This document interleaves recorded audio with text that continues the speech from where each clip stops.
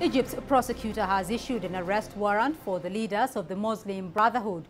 They are charged with inciting violence in a clash that led to 55 Morsi supporters being killed. The Brotherhood spokesperson said the announcement of charges against their leader Mohamed Badie and several other senior figures was a bid by authorities to break up a vigil by thousands of Morsi supporters demanding his reinstatement. In the meantime, a foreign ministry spokesperson said ousted President Mohamed Morsi is being held in a safe place. Badri Abdul Ati is reported to have denied that Morsi was being detained at the Presidential Guard barracks in Cairo. In the meantime, Egypt's main liberal opposition movement has rejected the interim president's political transition plan. Conservatives are also threatening to veto the appointment of former UN Atomic Energy Watchdog Chief Mohamed El Baradei as the deputy president. CCTV's Jack Barton is in Cairo, where he reports about an outbreak of fresh violence. In Egypt, opponents of ousted President Morsi have finally agreed on a new interim prime minister. Liberal economist and former finance minister Hazem El Beblawi, seen here with the country's interim president Adli Mansour. But Mansour's freshly minted roadmap to democracy is already being torn apart by a key liberal ally group which spearheaded the anti-Morsi demonstrations. Anti-Morsi conservatives have warned that they may still veto the nomination of Mohamed El Baradei as deputy president. And the pro-Morsi Muslim Brotherhood has rejected it all. Constitutional declarations are made by representatives of the people or elected officials. None of these appointed officials have any right to issue any constitutional declaration.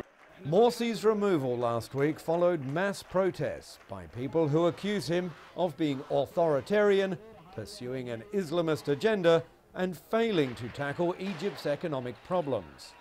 But Egypt has fractured after more than 50 Morsi supporters were killed by the army on Monday. Wrangling over the roadmap, which includes purging Islamist sections of the constitution and a referendum on the changes, comes as sporadic violence continues. 2 more Egyptians have been killed and at least 6 injured after Islamic militants reportedly used a rocket-propelled grenade launcher to attack a security checkpoint in the country's northeast. So on the first day of the holy fasting month of Ramadan, tensions remain high. People are afraid. People are afraid to leave home. Every day there are people dying. If my children and I go out, I can't guarantee what would happen in the street. People are staying at home out of fear, but we hope it will be okay. It is different because of what is happening, but thank God and hope it will be good. Ramadan is supposed to be a time of peace and unity, both of which are desperately needed right now in Egypt. Jack Barton, CCTV, Cairo. Well, while the Islamic world welcomes the holy month of Ramadan, the political turmoil in Egypt has dampened prospects of what used to be among the biggest Ramadan celebrations. Adel Makhroui reports. The sun has set, marking the beginning of the holy month of Ramadan. Usually it's like celebrating an entire month of Christmas, but the spirit of Ramadan this year faded out. This year is different. For 3 years now, each year's sales have continued to decrease. There's very few customers because of the political situation, and the spirit of Ramadan is not being felt. Ramadan is a month of family gatherings, particularly the first day. Yet protesters in Tahrir are still camping in despite their success to oust Morsi. Why are you still here? Our mission is not over. We have to continue until we make sure that Egypt will turn out as we hoped. We tried leaving the square earlier and nothing was achieved. As for Ramadan, it will encourage us to remain. We will enjoy it here, and there is no bigger family than Tahrir. Earlier in the morning, Morsi supporters held a funeral of their lost ones during the clashes with the army. Instead of enjoying the Ramadan spirituality in mosques, they're praying here in Cairo University. And like their brothers in Tahrir, they're planning to remain. We are confident that God will make us victorious during this holy month. We will continue, we will exert all efforts until our rights are returned. Until then, Ramadan will be enjoyed here as much as any other place. In Islam, Ramadan should be a month of forgiveness, a month of inner peace. But instead, the political rivalry between sects has eaten Ramadan's spirit. Adil Mahroui, CCTV, Cairo. Well, let's get the latest now on the Egyptian political crisis. CCTV's Jack Barton joins us live from Cairo. Jack, what is the latest on the arrest warrant issued for the Muslim Brotherhood leaders?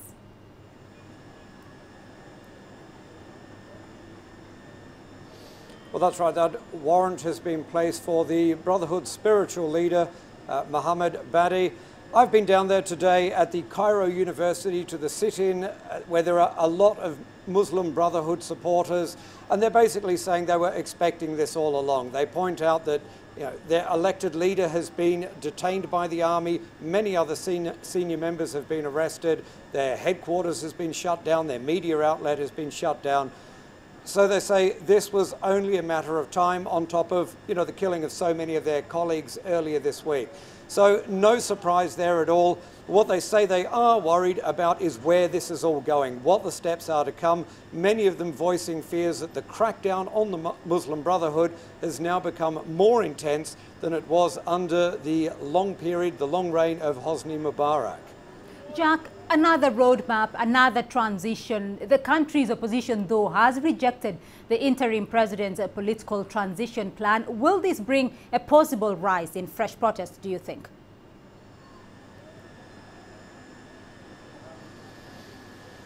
Well, certainly, the protests are ongoing anyway. Even without this, we're seeing every night tens of thousands of people gathering here, anti-Morsi protesters here in Tahrir Square. We're seeing across at the Rabah Mosque and Cairo University tens of thousands of pro-Morsi supporters there. Even a lot of people that actually didn't vote for him say they didn't like him, but they didn't like seeing him ousted by the military. So we're going to have protests. Now, as for this interim government, it is still in the process of being formed, of course. Finally, there is an interim prime minister after 3 attempts.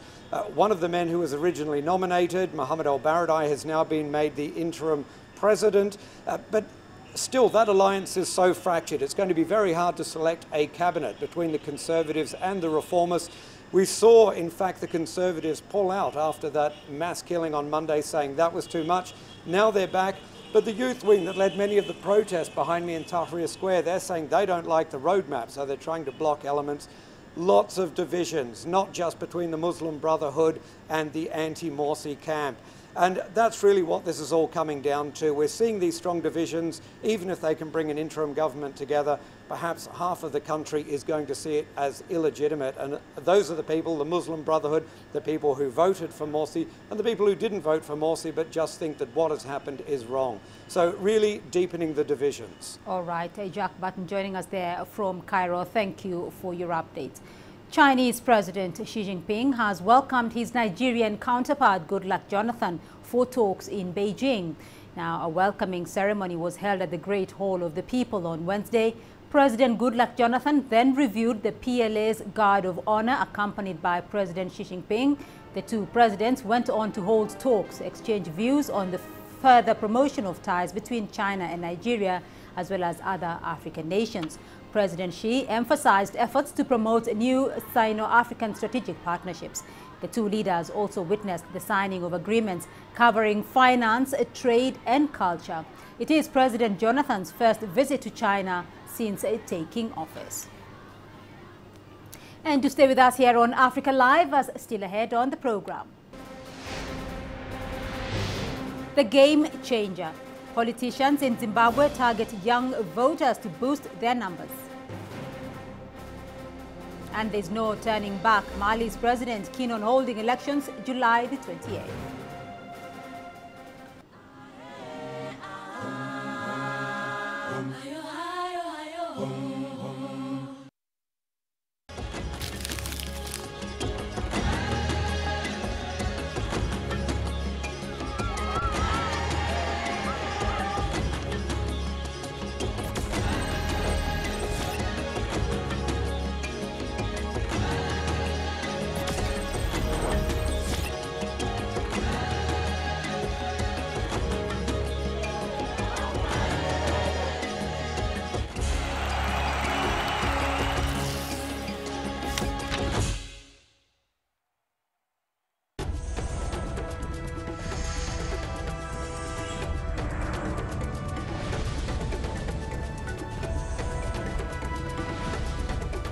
Zimbabwe's political parties are seeking to woo young voters ahead of elections due at the end of this month.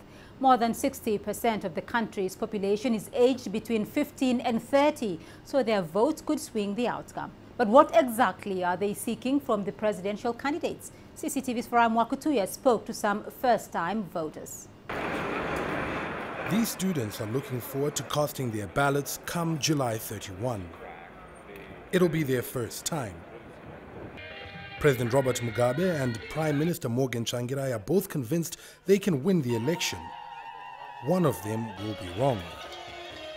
But young voters like these could be crucial in determining who is right. And the students seem clear on the burning issues. If you check here in Zimbabwe, our industries, they are down. And as a student, I'm not guaranteed of employment after I graduate. Because the industry is down, everything's down, the high rate of unemployment.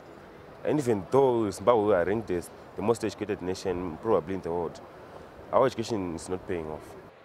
Many young people list a good education, jobs, and a stable economy as top of their wish list. The government has set up a fund to lend money so the young can build their own businesses. But students say few have benefited so far. I believe the only way that we can empower our youths is through education.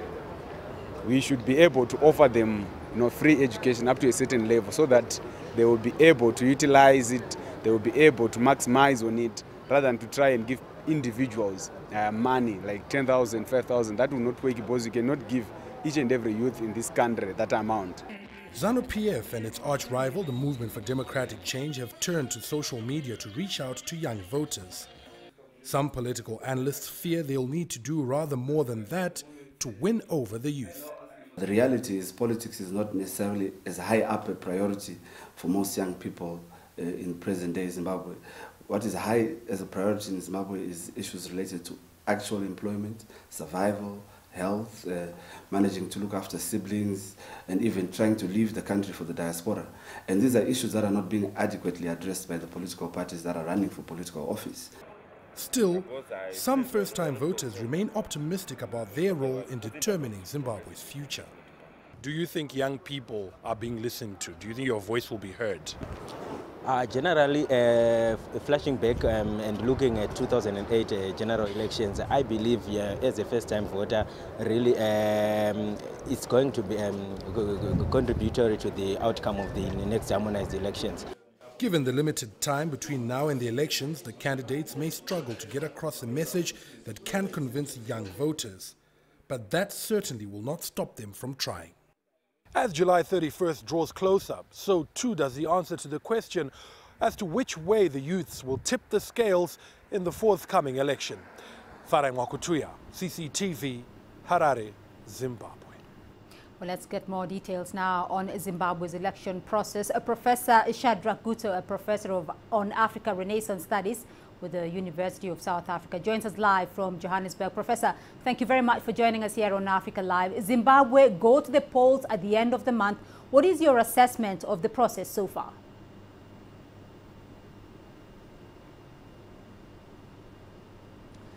Well, I think that this is a milestone for Zimbabwe. As we know, that 2008 was really drenched in blood. And this time around, what one would hope for is peaceful elections so that those who are casting their votes are given the opportunity to express themselves genuinely. Secondly, I believe that this election also will be determined a lot by the way in which the voter registration process is being carried out. If it is done legitimately, then we can say that the opposition, if they are really together, they may have a chance or a 50-50 chance against ZANU-PF. Now, the other which is critical is, of course, the whole question of the security forces, which have been used over a very long time to be aligned to the ruling party or the major party in this government or power sharing, that is ZANU-PF. If they focus on the constitution rather than supporting any one political party, then I think Zimbabwe will go a long way. It is not going to be the best elections, right, but it will be substantially better than what was there before. It will be substantially better than what was there before, Professor. But this was a government of national unity, though. Do you think the coming elections will resolve all the differences of the past and have a single substantive government?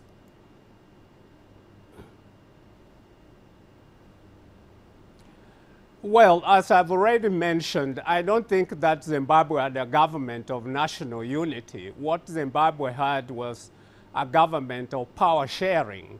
But it did do a lot during the period it has been in office. The economy, which had collapsed totally, is beginning to rise. And I think that is something important. People do not just eat votes. They need also material resources for life.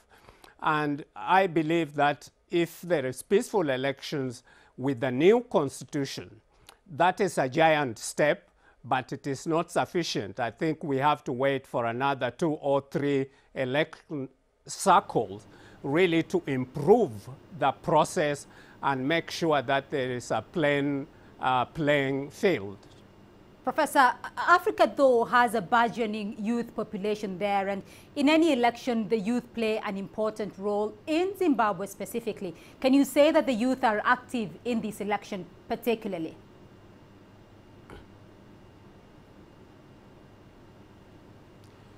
The youth do matter. The population in many African countries, the youth constitute a very large proportion, usually around 30 to 40% of those who can vote. And that is a large number, but we must also try to see where are the youth.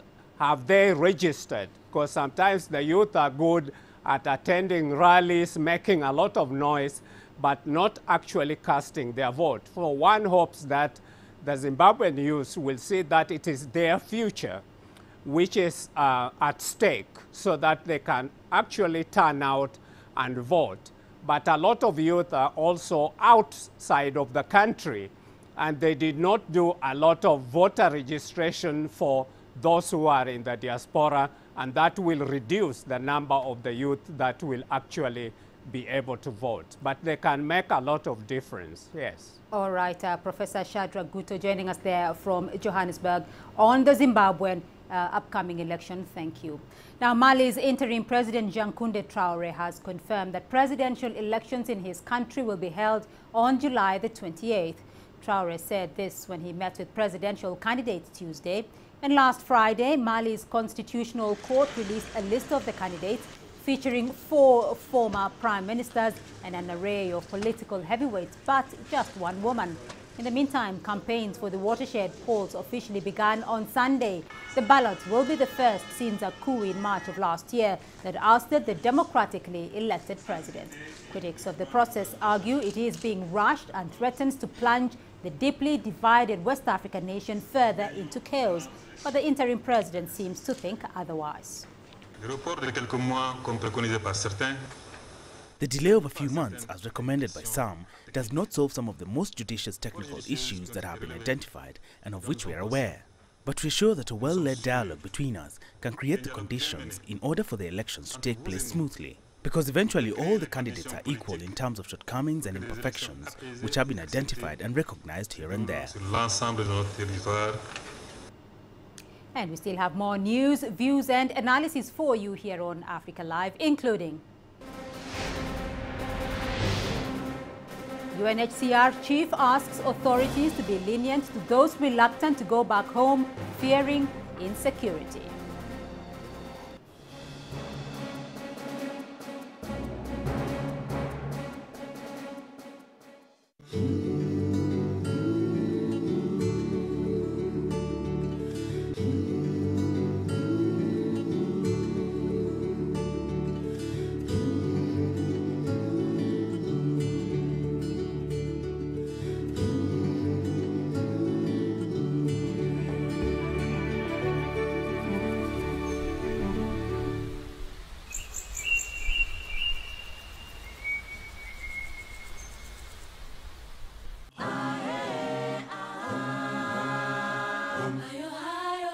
Oh.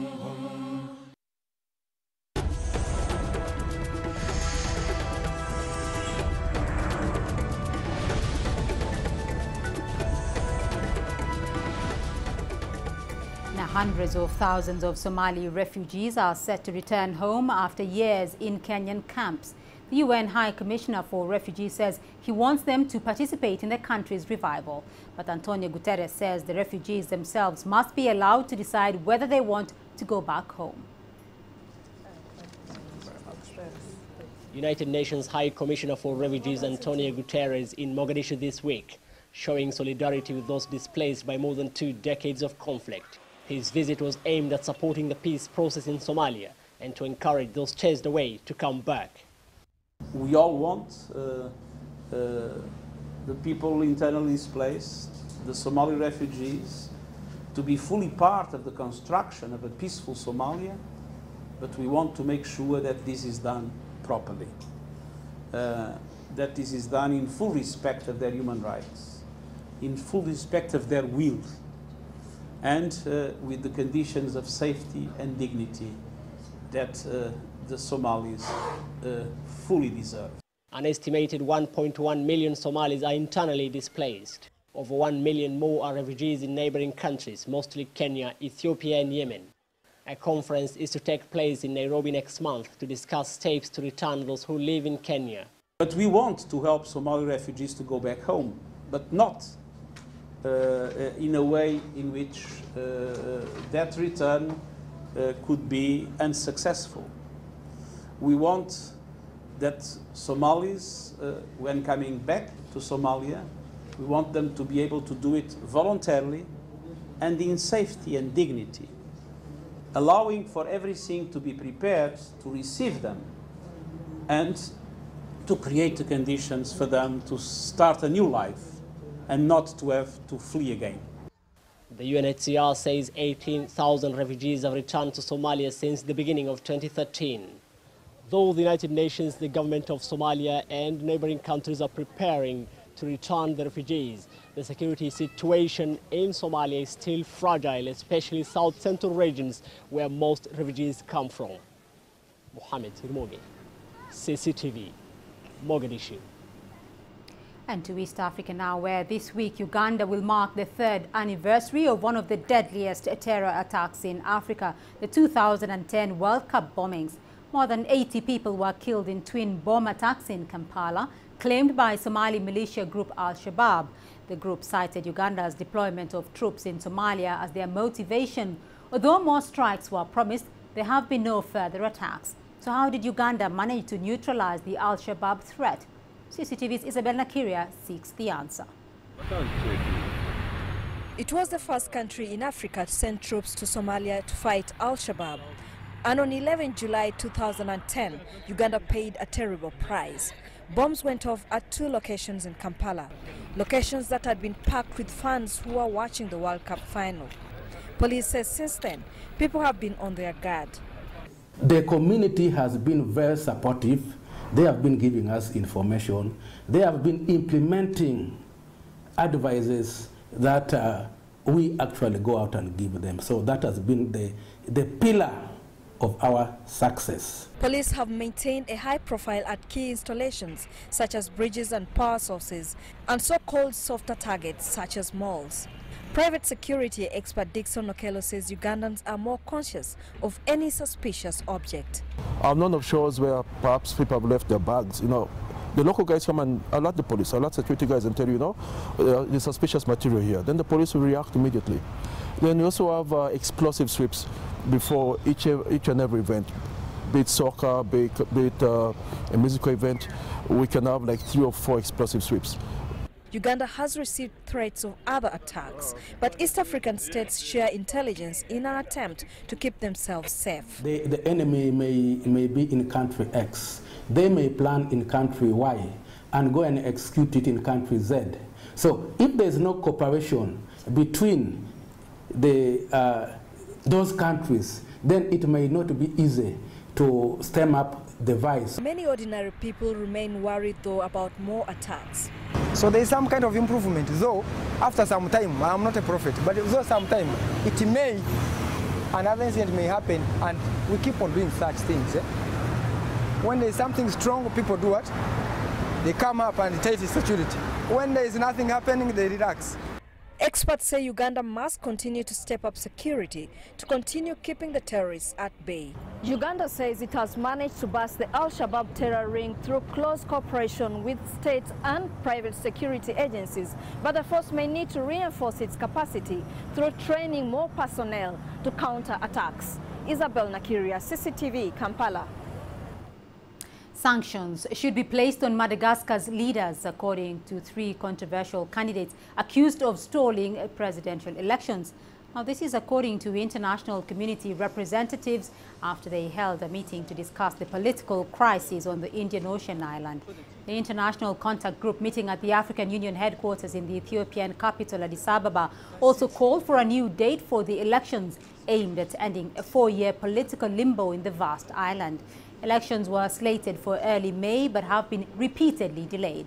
Madagascar is in a political deadlock after 3 presidential candidates defied pressure from the international community to withdraw.